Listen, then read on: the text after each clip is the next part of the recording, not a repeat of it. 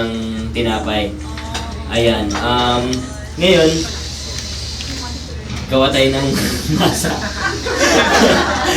First time ko eh. Para akong siya nung Batangas ako nag-demonstrate si Sir Boy Logro. Meron din siyang ganun. So, parang siguro may nakuha akong pointer sa kanya. Okay. Doon muna, halo natin yung mga ingredients. So, Ano ba yung bake mo ngayon? ayan. Ang i-bake ko po ngayon, pandesal. Sa mata ng iba, simple lang siya.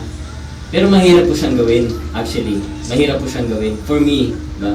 Okay. Start tayo. So, tubig muna. Lahat na. Ilang cups of water?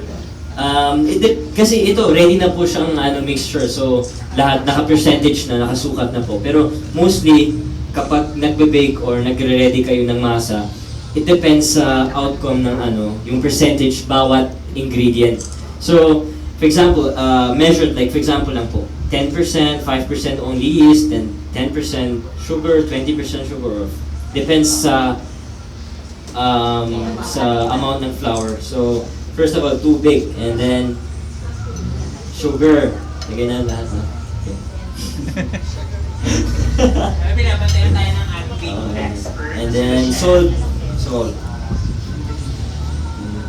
And of course po kasi yung dahilan kung bakit po sukat ng sukat siya, dahil konting parang over yung sukat sa isang ingredient, iiba yung lasa, iiba yung pinaka-alsa at parang ng bread. Ayan. And then ito lard. Ay, last yung lasa. Pero Tama pa ba ginagawa natin? tama yun. Basta bahala na. Ayan. At ito po yung yeast. Ang dahilan po kung bakit nilalagay natin sa tubig, para mag-activate po siya, para mabuhay po siya. Kasi kung ilalagay lang natin sa harina agad na hindi mo na hinalo sa tubig, parang hindi siya na-activate. So, dahil buhay po ito.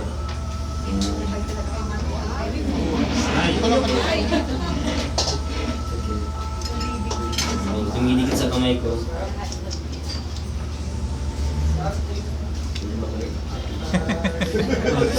How long do you wait?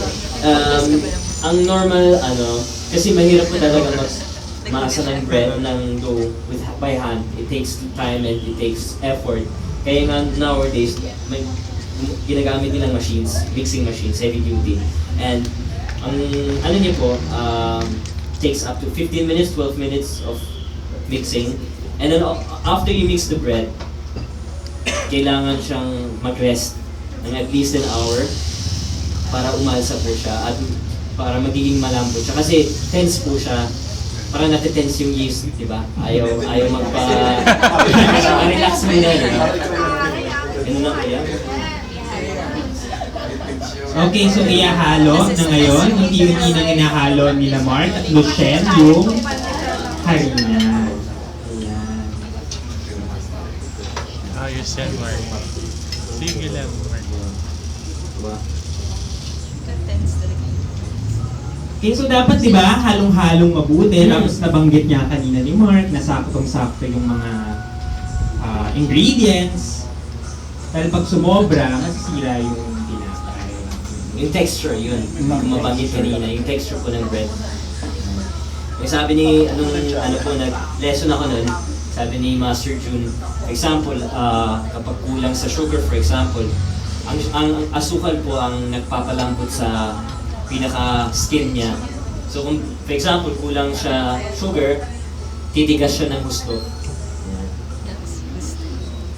At of course, yung yung process ng pag-alsa, ma-affect. So baka hindi siya aalsa. Wow. So paano natin malalaman, Mark, pag okay na yung minamasa natin? Ang tinatawag po dyan window test. Wow! Nakikinig ako sa master ko. Ayan, ang window test ko is, for example, hindi namin maano ngayon kasi kulang po talaga, kailangan talagang matagal. Ang window test po, kapag, for example, namasa nyo na po yung dough ng matagal, ang ginagamit niyo yung dalawang index finger at dalawang thumbs. Isa-stretch nyo ng parang dahan-dahan lang. Tapos makikita nyo ang daliri nyo sa kabilang side. So para siyang window. So kung hindi siya stretchable na malambot na hindi siya mapupunit agad, ayan, sakto na yan. Ayan. Tama ba? Ayan. Tama daw! Okay. Okay, so syempre paulit-ulit pa rin, minamasa natin ni Mark, yung ating Baker King ng dough. Talagang dumidikit sa siya kamay eh. Pero of course, naghugas po kami. Kasi ang sinasabi kong joke kanina, bakit ba masarap ang pandesal ni Mark Newman? Anong kakaiba? Sabi ko sa kanya, hindi po ako naglalagay ng asin eh. Bakit? Kasi yung pawis ko, Ayun na pala. para natural. joke lang, no? Siguro kakaiba sa pandesal ko. Wala lang, ako gumawa. Hindi, with happiness, yun. Yun ang importante. For example, tulad dun sa Baker King, what Master said, dun sa stories si Master Harvey said, parang, kumbaga, kung anong nilalagay yung feelings sa pagbe-bake ng bread, yan din ang kalabasan. Example, kung malungkot ka, gumagawa ka ng bread, pagkasubo ng customer, iiyak siya. Hindi naman. Parang like water for chocolates ang peg dati.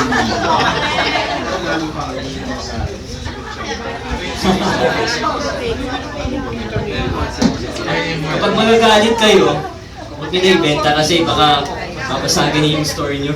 Eh ano naman ang malalasahan namin mamaya dyan sa ginagawa mo? Ano yung mararamdaman namin pag kinain? Siyempre, excitement, laugh, at masaya. Kasi, unang-una, Umpisa na lang siya. hindi kasi, yung unang-una po, actually, sorry sa magsula ko kasi talagang isang oras lang ako natulog kanina. Galing po ako sa taping ng Baker King. And then dumiretso akong rehearsal, sayaw for the Happy Truck ng Bayan naman. Abangan niyo po yan sa June 40. Tama talaga abangan nila yan. Ayan, tapos, dumiretso ako dito. Pero Sa Twitter. kahit ganun Pero po, sa Instagram. masarap. Parang kahit kahit busy ako, masarap kasi may ginagawa, di ba?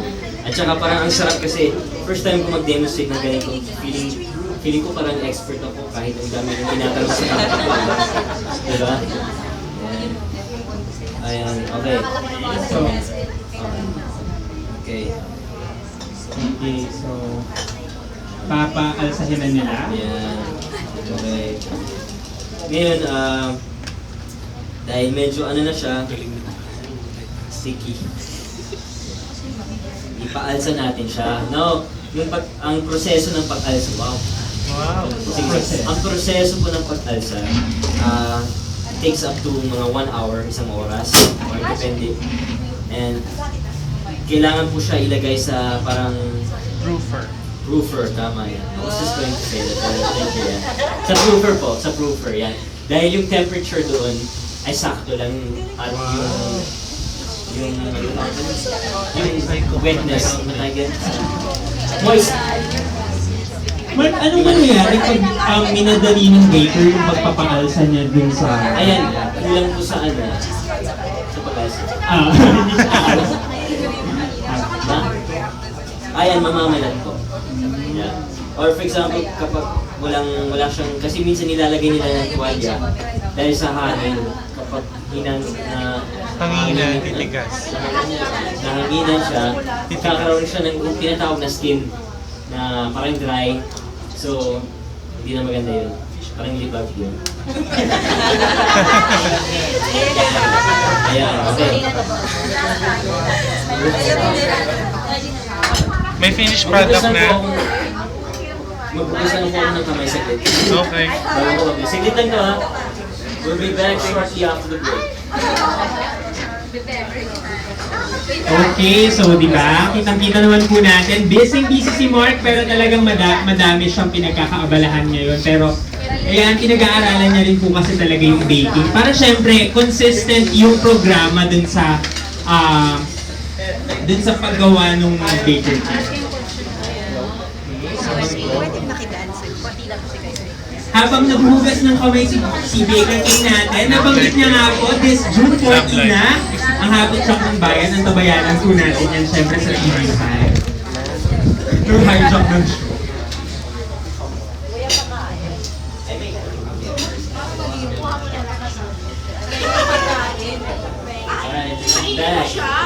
Alright, now, of course, we prepared product kanina para ngayon ready siya, di ba?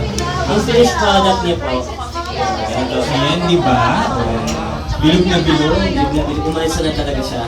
At parang halos na-double ko ang kanyang laki, kanyang size. Okay? Ngayon, para pagpas mo natin yan, minsan kasi dumidikit ko yung pinakamasa sa table. So, nilalagay ko namin ng mantika sa kamay at sa table para hindi po siya dumidikit. Ayan, para dumula. Ngayon, magsislice ko na si Kuya Lucy ng sizes natin para sa pandesal. Hindi mo na siguro na try. Ako kasi. Kasi sinadala.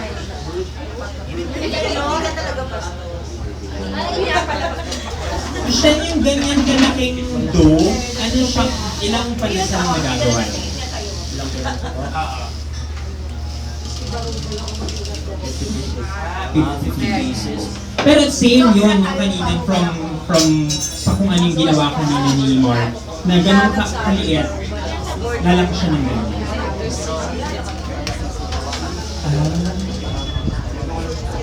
Liliit po yun mamaya pag ginawakan mo kasi parang namamatay siya, parang ano yung hangin niya.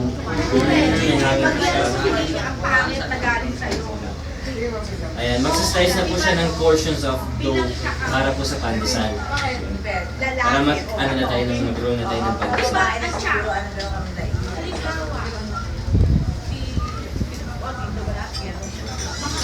So gaya nga ng sabi ni Mark kanina, nilalagyan natin siya ng mantika para hindi dumikit yung dough.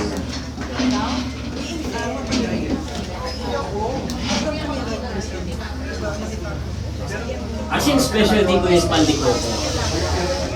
Ayun, mahirap talaga kumuha ng pandesal. Ang pandikoko kasi, meron itong portions of 30 gram of dough na iniikot natin para mag-hilo. Or, like in the Korean, sa kamay. Kaya sabi ni Master Jun, para mas mabilis, dalawa. So, pagka-roll, parang ginagawa mong UFO shape, lalagay niyo sa kamay, tapos kuha ko yung nagmamanis na pandikoko, which is like piniritong coconut, grated coconut with sugar. Now the choice of sugar is your choice. Or pangka-tamis, you can use brown sugar, you can use white sugar, or even like milk. Yeah, like dairy products. Okay. Yeah, no, i-stretch natin po yung... Pero at try, ang sinusubukan natin ngayon na magiging ano po siya, as much as possible po, even on all sides. Para yung pandesal, ano siya, one size. Ayan. Bakit din sa'yo walang masyadong Siyempre, ayokong saktan yung bread ko eh.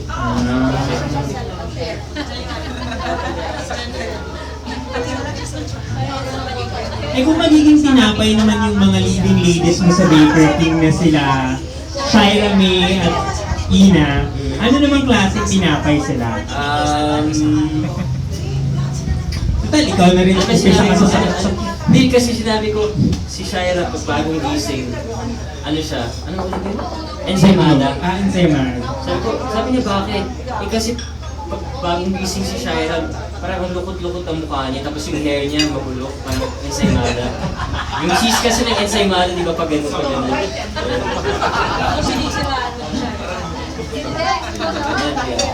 Tapos yung full pa natin yung edges.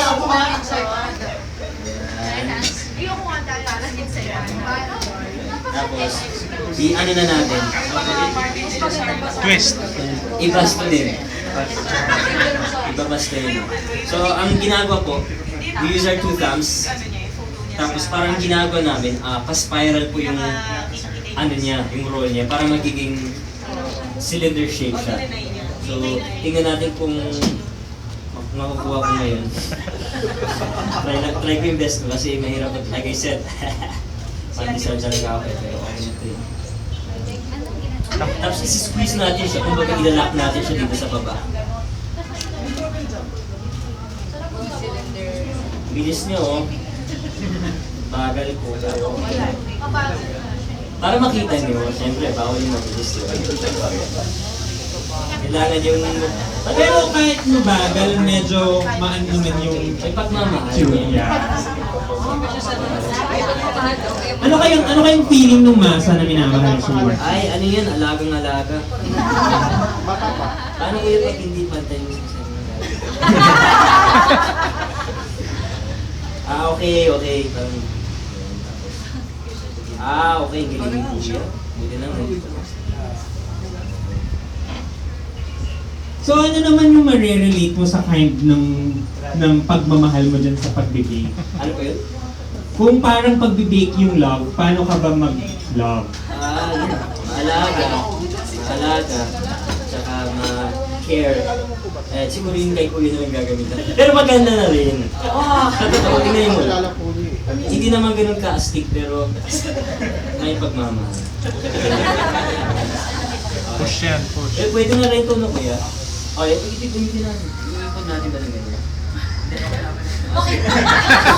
Kasi si Kuya sabi niya, walang kwenta to. Tinatawag nilang Baker King, pero wala. Wala ko Kuya, teka lang. So ngayon Kuya, pwede na i-slice. Breadcrumbs muna, ayun, siyempre. Igaganon lang, sprinkle. Okay. Ganito. Sabi mo. Ayan. Tapos, i-roll po natin sa breadcrumbs para dumikit. Ayan. So yung crumbs, para naman siya saan? Kuya? Nahirapan. Sa akin, if you will ask me, pang texture eh, di ba? If you eat pandesal eh, parang magiging crispy siya. Parang mas malutong. May crunch, di ba? Okay na yan. Okay. Isa pa. Siyempre yung gawa din ni Mark na may pagmamahal. Pagmamahal. Di ba like they say, wala sa itsura yun. Diba? Mas pagmamahal. Because love is blind. Okay.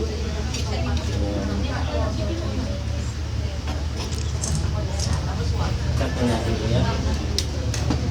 Ikaw daw ba, may phone-in question, ikaw daw ba pag nagmamahal ka, hindi ka tumitingin sa itsura?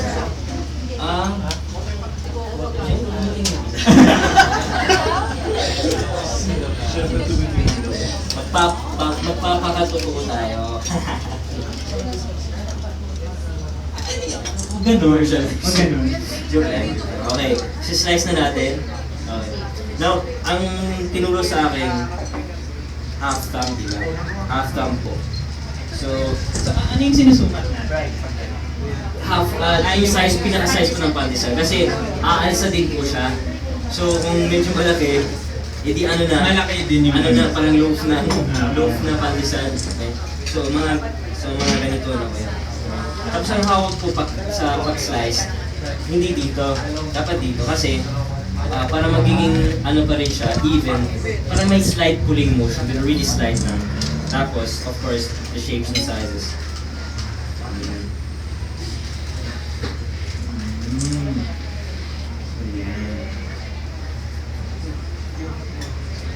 So aside from pandesal, tsaka pandikoko, ano pa yung mga natutunan mo na ng naibig? Spanish bread. Yeah. Masarap din gawa. Pero mahirap din ang Spanish bread eh. Pero natatawa kasi si Masa sa description ko eh. Kasi first kasi ididikit niyo po siya sa table tapos palapad. Pero ang shape niya, panty liner.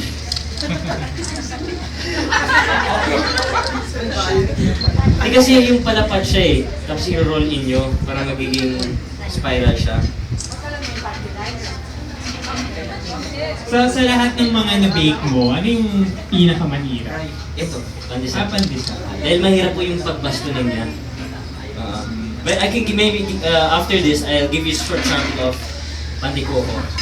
Okay, so now we sliced our Ready ka ba sa pandikoko, kuya? Pero wala tayong laman eh. Hindi na prepare yung palaman niya eh, yung pinaka-coco niya. Coconut.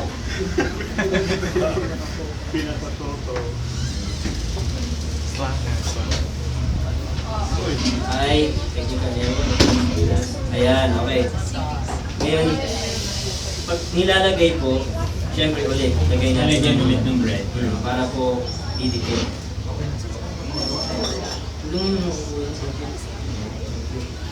Ayan. Now, pag nilalagay po siya natin sa tray, ang direction po ng pandesal, kung saan yung hiwa, yan dapat nasa taas. Dahil, ganyan yung pag binibake at umaalsa ulit.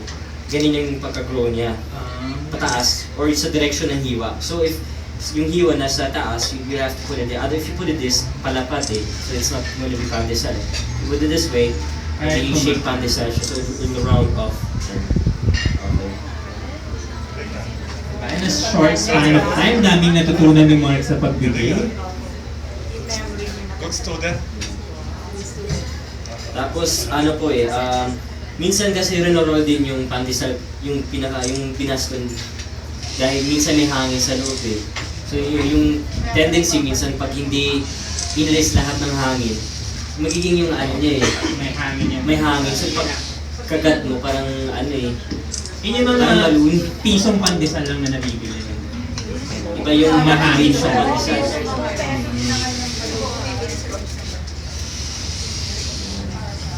We drew a circle. Sana lang oh. Ayan. As we use, ayan, thank you. As we see here, this is our first tray of pandesal. Like I said, hindi pare-pareho yung itsura. Hindi naman sa itsura yun, di ba? Ayan, ito po yung first batch natin ng pandesal. Ngayon pa lang, mukhang masarap na. Ayan. Picture. Ay, baka maano po yung gumagalaw na, oh. Ayan. Steady lang, steady lang. Opo. So yan po ang pandesal na gawa sa pagmamahal ni Mark. Parang stop ko ah. Okay. Okay, so ano nang gagawin natin? Ngayon, meron siyang ulit period of Proofing. paalsahin ng mga 15 minutes ulit po na parang yung pinaka-maximum makukuha natin sa size sa pag-alsa. Ayan, bago i-bake. Ang baking naman is up to 15 minutes, 12 to 15 minutes. 15 to 20 minutes po yung bake.